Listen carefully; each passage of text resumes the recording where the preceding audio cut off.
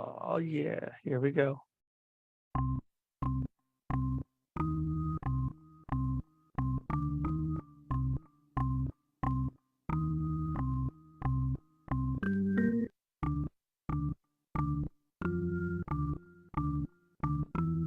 It's Rusty Diamond, motherfucker.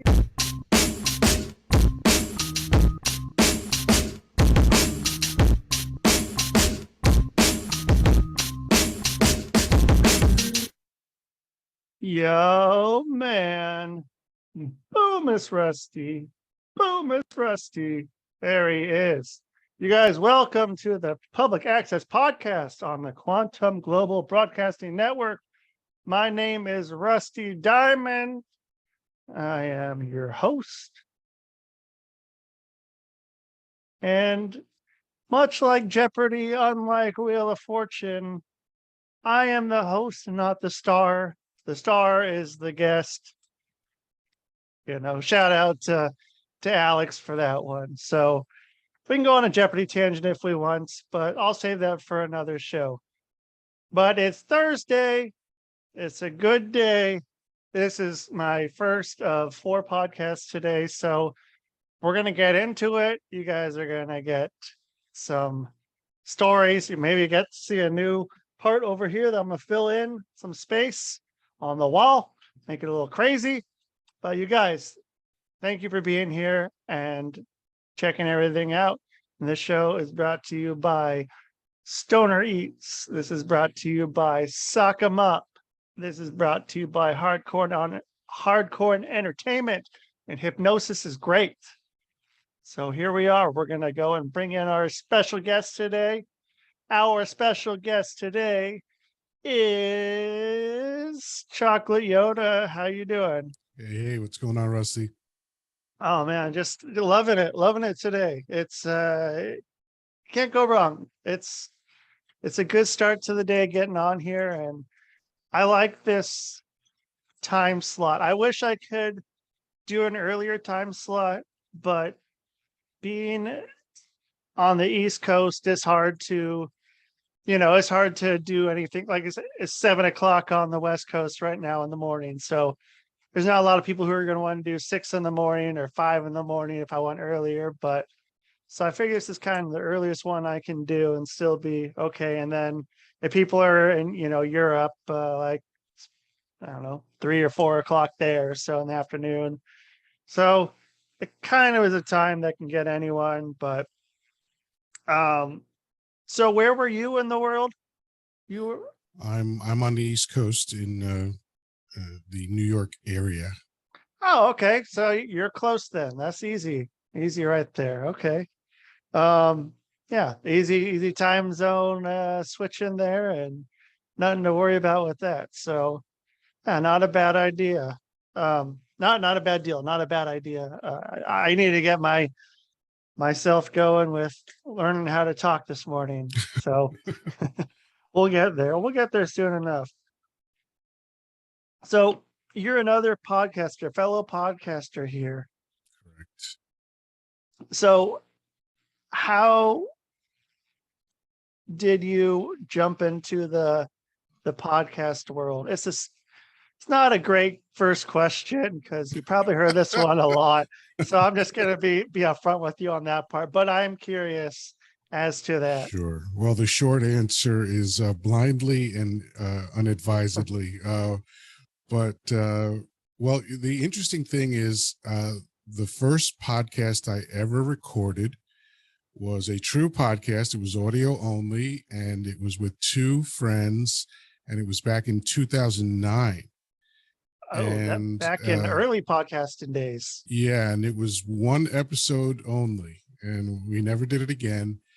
And then one of those 2 friends, I tapped back in 2020, and we started working on the Persistent Rumor, right? The Persistent Rumor podcast. And we worked on it for about a year. We recorded several episodes just to, it was really for me to learn the technology of it.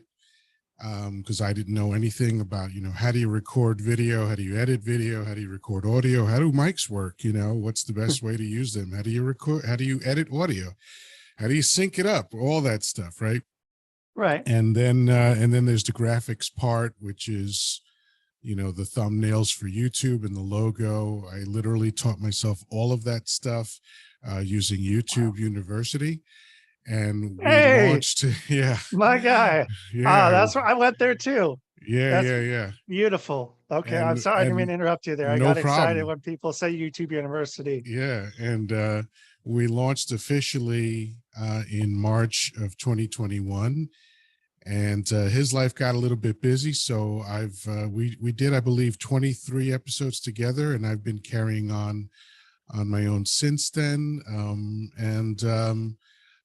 Even though this isn't part of your question, I will share this one thing. It's so much more fun than I ever imagined. I actually love doing it. I have become a person whose inner nerd is on full display. I actually do graphic design for relaxation now. So, what is graphic design for relaxation? Because that could be something I may be interested in. Well, so I taught myself how to do graphic design for the purposes of the podcast, but then what I realize is I wind up creating something, even if it's the same thing. Like I have the title of my podcast, The Persistent Rumor. I have initials for it, which is TPR. And I tend to do variations of either one of those two things, and sometimes both together, every day, just as part of my regular day, which is something that I never anticipated, but I truly enjoy. So, uh, so then with your graphics that you're making, are you doing that on Canva? Canva is usually somewhere that YouTube University suggests to do for graphics. Or are you higher tier and using some sort of Adobe product, or what's your style with that? So your question is in the realm of where my answer is. I use Canva for some quick posts. I have templates that I do for different things. Like I have a random thought template. I have a quote of the day template. And I have this thing called Overheard, which is something that I invented, where I'll hear something that either someone says or something from television or in a song lyric, and I'll put that up as a quote. That's what I use Canva for. But for the actual graphic design, I use something called Inkscape, which is the free version. Well, Nice. it's a free program that challenges Adobe Illustrator. I don't like Ooh, paying for stuff. especially when there's the free version of it. Yeah, and And there's what was so that much called? robust free software that in some cases is equal to the paid version. And the name of it is Inkscape, one word, Inkscape. ink Okay. and scape, as in escape. But yeah. All right. Yeah, I that's something I can always use a little extra help with. That's something that's important, and being able to find those free versions of anything. Yeah, and by the way, if anyone is interested in using any software and you don't want to pay for it, just put in the name of the software and then followed by the word alternative in your favorite search engine, and you'll find plenty of alternatives that are free. Yeah, like even with uh Adobe Premiere Pro, which is the kind of, it's not really the standard for video editing, but it's pretty darn good. But then now there is DaVinci or Mm-hmm. DaVinci DaVinci, as Resolve. if you got Yeah. those guys. Long story about that one. But so what were you saying about DaVinci? No, it's called DaVinci Resolve. That's Oh, the whole name of the software. And yeah, it's free software, and it's made by a company that does software that film producers use. So it's a very robust software. Quite frankly, I haven't been able to figure out how to use it. It's Yep. not exactly intuitive, but eventually I'll sit down and learn it. But the stuff I use works. It does what I need it to do. Yeah, that's kind of what I found out with DaVinci Resolve. It was really hard. And like, so I only maybe, I guess once they stopped making it and put it on computers, I was using Windows Movie Maker, which Mhm. is, bare minimum, just, But it works. yeah, It'll do most of what you need to do. yep. I didn't need to do anything too fancy. And so Mhm. I used that until it was done. And I mean, I was able to maximize pretty much every aspect of that. I didn't feel very overwhelmed as I do when I open up DaVinci Resolve and there's 10,000 different things. It was like looking at um, a sound, like a board, with all the, like I can't think of the word right now. Um, something even like this, but like on a much bigger scale with all the, plugins in here and put the dials at different Mhm. levels and Yeah. all that stuff. But then eventually it's fairly straightforward and simple and intuitive. But DaVinci Resolve, I just haven't got to that place yet where it is. And so I ended up using Magix, Magix music or movie maker, because I used to do a music version of that. Um, and it's very intuitive and simple, and it's not very held in very high regard to the video editing world, but it does the Doesn't same matter job that I need. Yeah. if you're getting the results you want. It doesn't matter what anyone else thinks about what you're using. Yeah. And that's kind of how it works with me. And I think that's how it was with a lot of uh the music and stuff. And so with that, then where are you with AI and AI with creative projects? I've only done one thing with AI. Well, that's not true. I did two searches. One, I tried an image for Chocolate Yoddah, which is spelled Yoddah, because film studios are litigious. And that Yeah. was kind of interesting what it came up with. The second thing I did was I put in the name of my podcast, The Persistent Rumor, and it came up with a marketing piece that honestly was very impressive. And I've been told that I'm a good writer, and I do enjoy writing.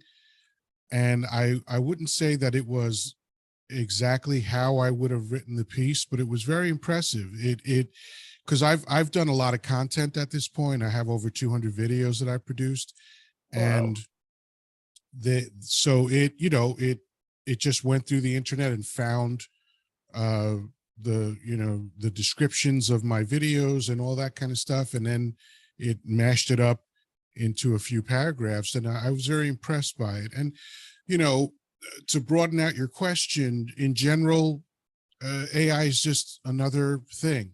I you know I did a short piece on this recently. There's a long list of things throughout history that people have been terrified of: trains, planes, automobiles, telephone, telegraph, rock The and roll internet. music, the internet, 3D stuff. I mean, it's even cassette tapes and CDs and DVDs. There's always someone to say that, the end is nigh whenever there's a new piece of software or technology. And, you know, almost everything in the world has the capacity for something negative. Like, the air that we need to live is also simultaneously killing us. We need water to live, but if you drink too much water, you die. So that's just life, right? So Oppenheimer, when he saw the results of his bomb, he said, "I am become death." you know, he quoted the Bhagavad Gita, which is kind of deep, but you know, I am become death, the destroyer of worlds. So, and Einstein said of atomic energy that he wished that he had remained a patent clerk. So listen, it's here. This is what humans do. We manipulate our environment to a greater degree than any other species, and we come up with stuff, and you know, it's here to stay. So are there going to be negative consequences? Yeah, we're going to be able to fake stuff like at a level that's never been seen before. So I would say whatever you hear and see from now on, just assume that it's a lie. Right. You know, if it's presented by mainstream media, and I don't mean that in a paranoid way, I mean just, you know, if you're watching television or you're on a popular website and they're saying this is a thing someone said or this is a thing someone did, you can assume that it's fake, and you're probably going to be right at certain times. So that's it. That's the big consequence that we have to deal with AI, is that it's going to be really good at faking stuff. Yeah, and I mean it already is. It's done a great job at that. And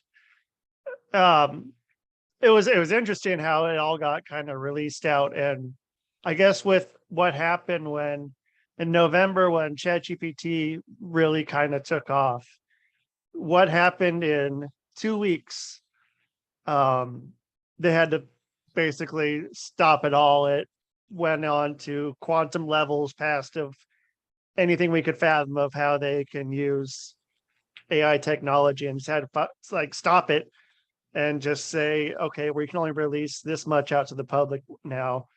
But then whatever's released to the public means that probably media, you know, media of sorts has had it for years. And so I mean, yeah, yeah, I don't believe a lot of stuff that I see or hear, or I mean, even how easily a story written by AI could circulate so fast just by someone saying something and passing that along. But I Yeah. think And by the way, pardon the interruption, but this has been going on since way before AI. So, yep, you know, so yeah, what? Oh, we can lie better. Okay. yeah, yeah. You're lying anyway. So Yeah. yeah, may as well just go with it. And it's been interesting to kind of see where things are going, like with the video being able to uh type in what you want and have it produce a video Yeah. output of what's going on is pretty Yeah. amazing. And I saw a video with um Billy Corgan of the Smashing Pumpkins talking about it, and he said, I mean, there's going to probably be a good amount of crap that's coming out, but it's also giving people who don't know how to do something, that have the ideas, but don't have the skill set to be able to do something, to be able to create things that, you know, would never have been invented or, you know, brought over towards to have someone else take that idea and run with it. And Mm. that was kind of interesting. And I think that it's going to be, yeah, it's going to definitely get a lot of people making a bunch of new innovations. And then with, you know, with music is so simple, and like so many of things, it's just been really hard to let it go and like understand what it's doing to, as like a creator of so many things, and just seeing what AI can do. But on the other hand, I'm thinking, holy shit, what can AI do? What can I put together now that I have this knowledge of how to do this stuff? And now I have something to help me and be Right. able to do the stuff that I never thought I'd be able to do. Even with SEO stuff, for writing descriptions for my, you know, my YouTube videos or for these podcasts or anything like that. I mean, that's something that I had no clue how to do. And now I can just tell it, hey, act like an SEO expert and a marketing genius. And please write me. And I always like to be very polite with AI and say please and thank yous. And I'm going to stay on the good side. And Sure. it really just opens up a whole, like, I don't know. Yeah, I don't know if people are scared, but yeah, it's something that's here and it's more exciting. I mean, I see it as just exciting of how much more innovations can happen. And um, you know, it's a little sting of I've spent weeks and months doing something that can be done in 2 minutes. But at the same time, it's like, well, now I can do that and I can do that, 30, 40 times before Right. what would take me. But so one- much technology makes that true. And you just gave me an idea for what I'm going to try next with AI. Yeah. I'm gonna try to find a woman that doesn't make me miserable. So are you talking like putting in the specifications into the AI and saying that this is not working for me, but this is, please come up with a type of woman I should be approaching, or I should put into if you're doing online, if I should put this into a dating profile to avoid these kind of negative instances I've had before, to be able to come up with something that would be more in line with what you're going for. Sure. I mean, No, I was just joking, but sure, why not? yeah, why not? I mean, you can now.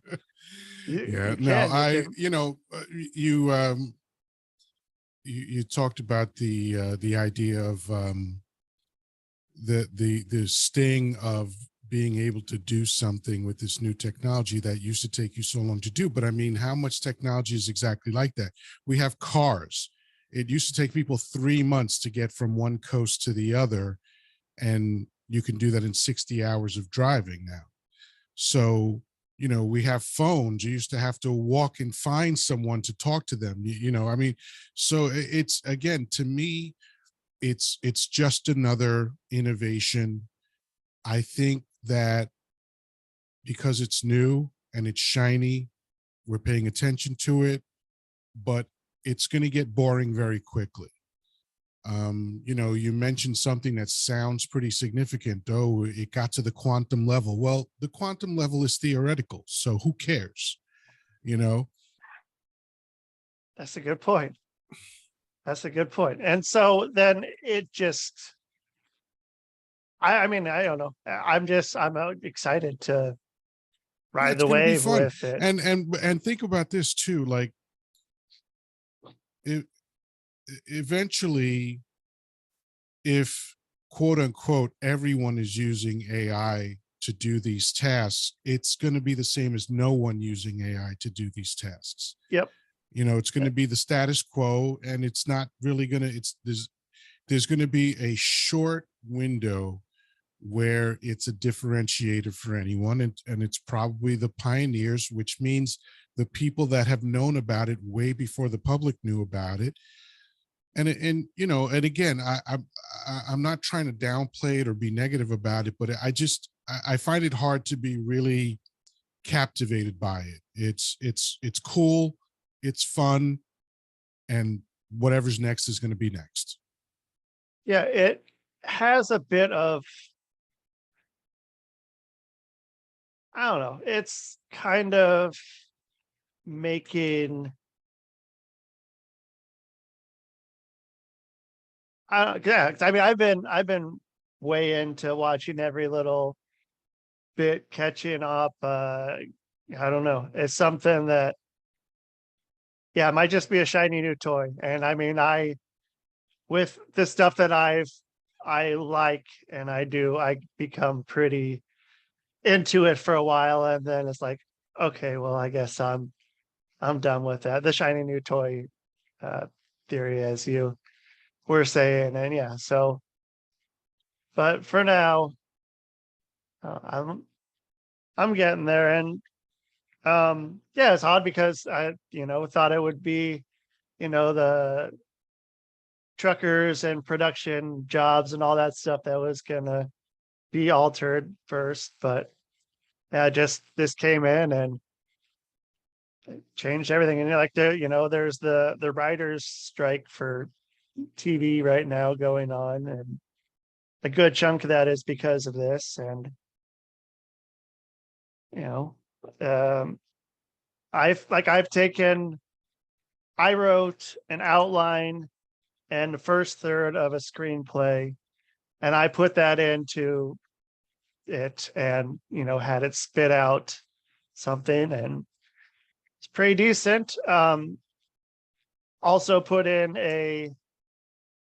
I had to write a book, a children's book about not pooping in the pool. That was pretty good. I had some good chuckles over that one, but and then even old jokes that I had 10 years ago, write me 10 new punchlines for it, and it's like, oh shit, like 3 of these are like they're better than what I had, and so it's kind of cool. It's interesting to see. But then you were saying, it's going to become the standard, and it's not going to be having that, first little bit. And yeah, but I mean, the people who are going to get rich off it are the people who do it first. But it's also, it's the gold rush, and it's going to be the people who are selling the pickaxes that are the ones that are going to be, they're the ones that are going to be okay, showing people how to do it. But I don't know. So enough about AI. So then let's go back to your show. I wanna know more about your show, because so you took it over then when your uh co-hosts left. Were you both recording out of the same place, or were you doing um at your place and at his place, or how'd that work? Only one of our episodes we did together. Okay. So yeah, because I mean, yeah, once everybody started, you with COVID and all that stuff, everyone started becoming a lot more okay doing video calls and video conferences. And It was never even a consideration to do it together. It's just logistically, it made sense for us to record separately yeah, or and I remotely. mean, yeah, and for a podcast, it doesn't really matter all that much. Yeah. It's not, as long as you both have good internet. Yeah, and I actually found a way around that. I'm pretty technically proficient, so I completely eliminated the need for us to be connected via the internet. Oh, okay. So are you gonna elaborate on that, or is that a I trade secret? sure no, I can. I mean, I'm probably the 100th monkey on this, but um, what I realized was if I record myself through video and I record my audio and he does the same while we were talking to each other on the phone, then he would just send me his files and I would edit everything together. Okay. So yeah, so are you doing is your podcast audio only? Are you doing video with it, or It's I do both. Very often I'll just take the video. Like I don't even really understand the need for audio platforms because you can just listen to a video, but whatever. right? But yeah, I do the original virgin, which the original version, which goes up to which goes online, and then I'll just export the audio for that. And sometimes there's minor changes, and if I curse, I'll remove the cursing for the audio version because I don't want to deal with trying to figure out which platform has what rule about it or whatever. So Yeah. And then eventually I will do a censored version for YouTube, but whatever, that's my process. Everyone has different ideas about how to do it. YouTube, I find, is inconsistent with not only their rules but how they apply their rules. So I try not to deal with it at all. Yeah, it's with YouTube, it's best just to have it squeaky clean as possible. I've definitely been sitting on 3 strikes, 2.5 strikes, 3 strikes, 2.5 strikes for a while, and it's Yeah, but even sometimes. if you keep it Yeah. quote unquote squeaky clean, like there I see podcasts where they bleep out the word sex, or they bleep out, Wow. any kind of critical word. So I mean, first of all, I think America is infantile for having a problem with curse words, bad words. It's capricious, it's arbitrary, it is completely illogical. If every quote unquote bad word has an alternate version that's acceptable that means the same thing, Uh-huh. so it makes no sense at all. Yeah, say, yeah, I hadn't thought of it that way. I mean, yeah, it is the exact Yeah, same if so you're if you saying. so you can say fornicate, defecate, um uh fellatio, you could say all these words that are acceptable and they mean the same thing as another word that's considered bad. That's dumb. Yeah, yeah, you can't say fuck, shit, or blowjob. So, no, I just did. So I'll probably still put this on YouTube, but But still, um, it's yeah, absolutely ridiculous that is some kind of rule that anyone has to live by. Like, you know, if you're concerned with what children are hearing, that's hilarious. Children are cursing by the time they're 5, 6, 7 years old. But all right, if that's your standard, then don't let your children hear that stuff. Like, right. whatever. I just find that on many levels, America is very infantile when it comes to ridiculous things. Yeah, and I mean, there's been a whole bunch with a lot of speech limitations within this country, and it's tough. And I mean, it's getting harder by the day, and but I don't know. I also find it interesting how it's sort of out, like, what's kind of become more acceptable, even just in the last, whenever it was that, was it, I want to say was it Tipper Gore that introduced the parental advisory label on the albums? Yes. I Okay. I mean, even since then, I mean, how much everything has kind of changed with that. And how free speech has changed so much Well, with, the real question is, what did it accomplish?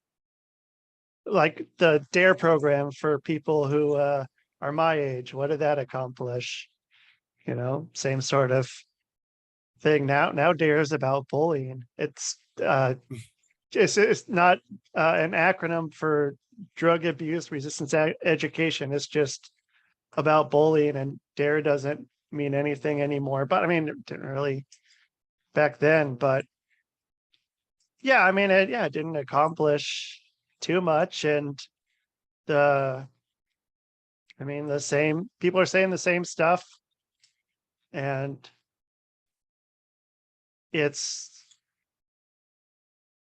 I don't know. I don't know if it's the same people that are being outraged, or if it's different people that are being outraged, or if it's a 30-year Well, difference. it's one category of people, and that's stupid people. I mean, Yeah. like, this is the one I hate the most, the N word. So when I say that, is anybody confused about what N word I mean? No. So you know what word I'm talking about. What difference does it make if I'm obscuring it? Yeah, that's defecate, man. That's some serious defecation right there.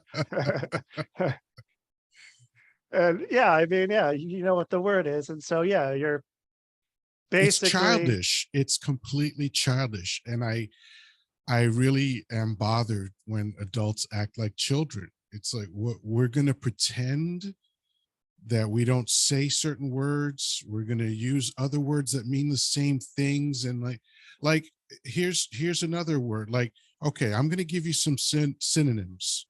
okay. Um, idiotic, moronic, stupid.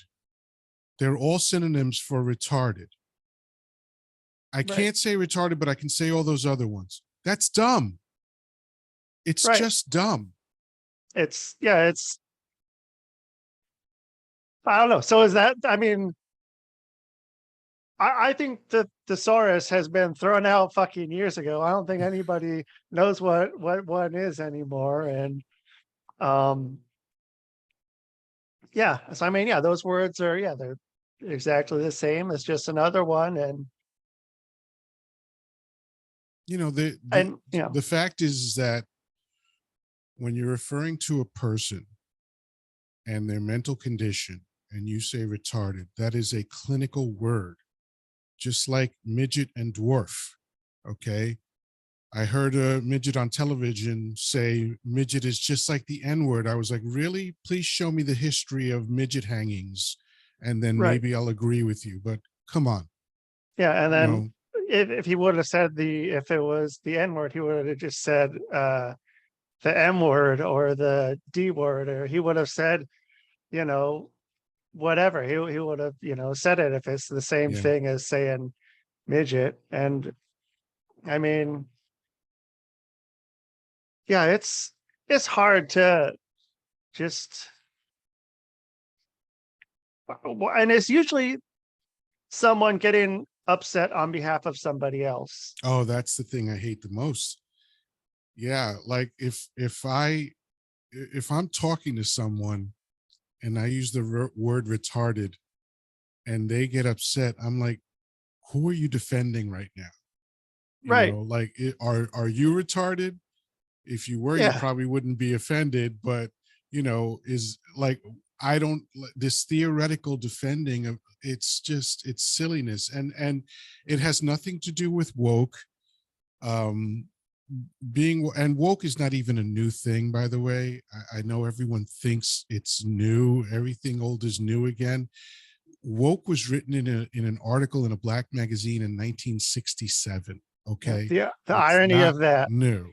It's not new, and it just means vigilant. Stay woke, stay awake, stay vigilant. That's all it means. So it has nothing to do with that. It's just it bugs. Stupidity is what bugs me the most. Yeah. Right? Like I don't really get angry about too many things. I'm happy most of the time, and I am slow to anger. But stupid people, and maybe it's because we let dumb people breed. I don't know what it is, but I know IQ scores have gone down for the first time in 150 years.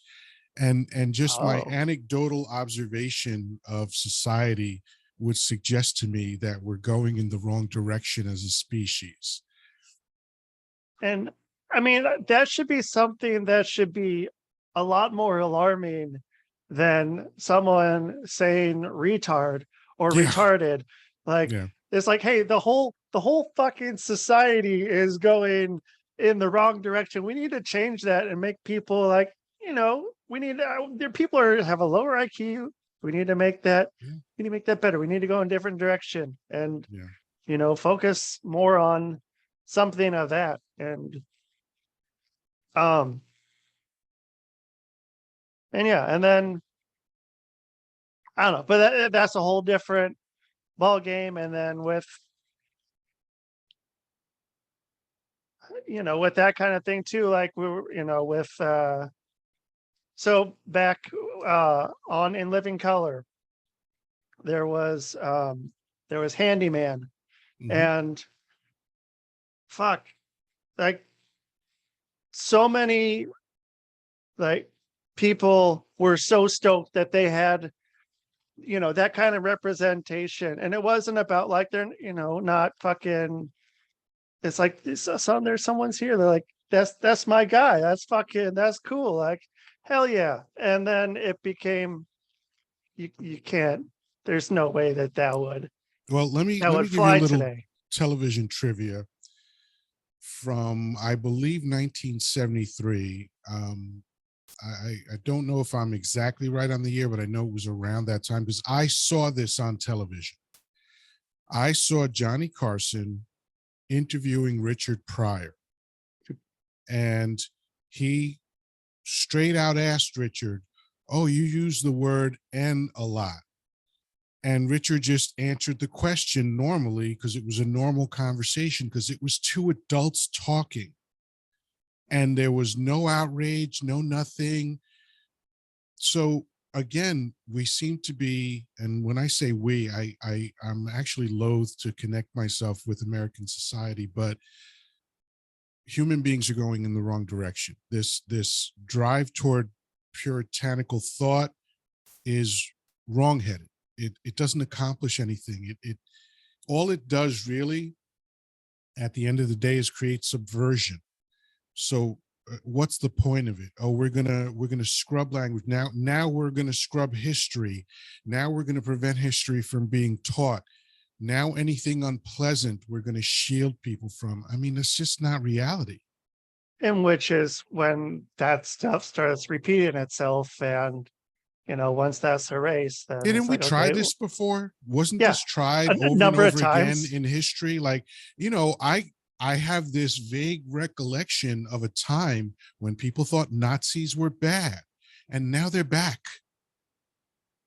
Yeah, they're here, and um, and it's also they're. I mean, so when I was younger, it was, we're all just trying to be, we're all just, whoever. We're all just people, like, and now it's kind of gone away from that, and it's like, When was that time in history when we were all just people? well, when what we were taught, like in the 80s and 90s, that's what I was taught. And then that's what I thought. And it was like, I don't care what you do that, I do this, and we're fine. But I don't I don't remember know. that time frame. And you referenced Tipper Gore earlier. That was the 80s. So Interesting. Hmm. Okay. Well, so what's your take on that then? my take on what? Well, that we're all kind of the same. You do that, I do this. Well, I mean, in theory, yes. Only 0.1% of DNA separates all human beings. And whether you believe in science, which I'm a big fan of, or you believe in theology, we started off the same, right? There was one origin point, which means literally we're all related. If you read the Bible, there were a couple of instances where the only way that planet Earth could have been populated by humans was through incest, right? Right. In Genesis, that's true. And then after God murdered everyone with the flood and left just the family of 8 alive, again, it had to be incest that populated the earth. Or if you believe in Darwinism, like I do, even though I can't say it, Darwinism, then the same is true. There was one origin point. So we are literally all related. Now that's in theory, that's in science, but in everyday practical application, there are people that are murdering each other every day because of some imagined difference. The Sunnis and the Shias have been beheading each other in the streets for 1400 years because of a literary disagreement about Muhammad's role in the Quran. In Rwanda in 1993, 800,000 people were slaughtered in 30 days because of a perceived difference. So, Well, what the reality is and what the science is different from the behavior of human beings. yeah. The interesting thing about Darwin too, Darwin was married to his first cousin, I think, which is Oh, almost like Rudy Giuliani. He was married to his second cousin. oh yeah. It's interesting. Yeah, you think you notice that. I heard there's also something too that if you're smelling someone and they have like a smell that's not pleasant to you, that it's probably because they're closely related to you, and it's something telling you scientifically to not try to have fucking offspring with this person. Yeah, there are chemical reactions in the body, like between siblings. Like siblings are generally repulsed by each other sexually. Yeah. Generally. Generally, Yeah. unless you're Rudy Giuliani. Yeah, right. And I was like, okay, well. Yeah. Yeah. And he was married to her for 12 years and magically got it annulled. That's nice. After 12 years. Yeah. So was that a new revision to the marriage law? Or I mean, if listen, at one Rudy point the Gill- Catholic Church was selling getting into heaven, so anything's possible, right? That's right. Yeah, and it's pretty amazing what can happen with enough people saying one thing and passing that along. Yeah, and interestingly enough, even if 1 billion people believe something, that doesn't make it true. Right. And yeah, sometimes it's hard for someone seeing that 1 billion people think this way to learn that is something that can be a lie or not. Oh, not for me. Not true. I've never had a problem with that. I was actually kicked out of Sunday school when I was 10 years old, and it wasn't for being disruptive in the standard way. It was for asking questions. Yeah. What kind of questions? Just obvious questions, like the straw that broke the camel's back was when they taught us about confession. They said, we're going to go downstairs into the rectory, and you're going to go and talk to this priest and tell him whatever thing, and then he's going to say something to you and give you some math equation about prayers, and then everything's going to be all right. And my little 10-year-old brain couldn't reconcile that new information with the previous information, which was God was everywhere, saw everything, and knew everything. So I raised my hand and said, if God knows everything, sees everything, and all that stuff, what do I got to talk to that guy for? That's a good point. Pretty obvious question, right? And yeah. And if your belief system cannot withstand the questions of a 10-year-old, you probably have a really, really bad belief system. Yeah, there's probably a bunch of gaps in that theory or belief system. And yeah, if 10-year-olds are coming at you, and I mean, I definitely had a lot of questions about it, and I eventually, like, I would have left earlier if I could have. I think I was 13, because I was raised Catholic, and I think that my mom got smartened up by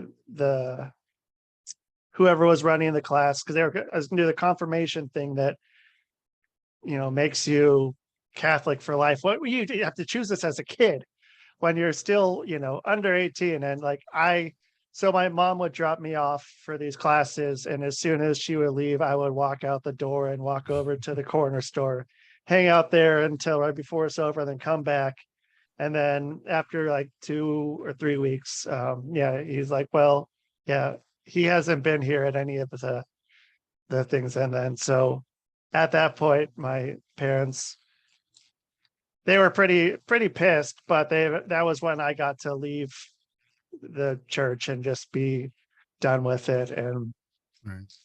yeah, I mean, once, I was learning about, other religions in school in the 7th grade, I think. And, just like, wait a minute. Yeah, there's a lot of shit that's like not adding up for me at all. And even before then, I was like, yeah, this isn't for me. And so, yeah. Yeah, if kids are finding plot holes, there's probably something you should Yeah. probably be looking at that too. That's one of those things like, yeah, you should probably be focusing on that. Like Yeah, no, it's hard to imagine that there would be plot holes in a book written by people that didn't know what bacteria was, but I'm just a cynic. right. Exactly. Um, so I gotta get going. I got another show here in a little bit. I enjoyed getting to talk to you, and I not knowing where we were gonna get to, what was gonna happen. I'm glad we got to where we got to, and got to pick your brain and get to just have a talk about whatever it is we got to. And so where can people find you on the internet to view your work and be able to contact you when they need to contact you? You can go to YouTube, The Persistent Rumor. So now YouTube changed the URL. So it's youtube.com/at the persistent rumor. Which is weird. Yeah, Why is it's that just, at there? yeah, it's just that's, it's just to make things consistent on the internet. So yeah, you can find me there. All of my work goes there, with very little exception. I do stuff on the Wisdom app, which is audio only, but if you want to find me, you can either search for Chocolate Yoddah, Yoddah, or you can search for The Persistent Rumor. I am on pretty much every imaginable platform on planet Earth. Excellent. Well, hey, I'll put that down in the description of the podcast, or video podcast, or whatever you're doing, however you're taking this in. So yeah, Chocolate Yoddah, thank you so much for being here, and we'll talk soon. All right, keep in My touch. pleasure. Thanks, Rusty. Absolutely. Well, that's Chocolate Yoddah. Like I said, I didn't know what we were going to talk about. That guy was a good talk. I'm glad we got to do that and got to get into whatever we got into. I'll show in the show notes, and you've already heard this. But yeah, I mean, made me think. It got me thinking a couple times, which is good. It doesn't always happen. Not me not thinking or thinking at all, but yeah, got me like, huh. All right, okay, I see what you're saying. That's good. But yeah, man. So follow Chocolate Yoddah and his podcast, which I will put the link in the description. And again, thank you for listening to the Public Access Podcast on the Quantum Global Broadcasting Network, QGBN, brought to you by Stoner Eats, brought to you by Sock'emUp.org, brought to you by Hardcore Comedy, brought to you by Hypnosis is Great. Thank you so much for listening, everybody, and we will be back soon. So that is the show, man. Boom.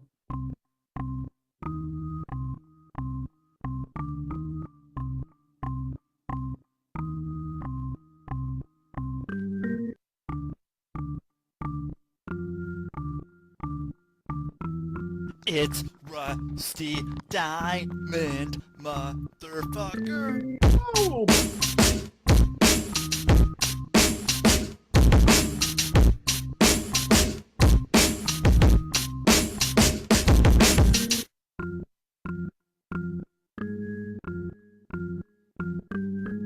It's Rusty diamond motherfucker. Ernest! Ernest! Ernest! Yes, Pee-wee. You brought the snacks, right?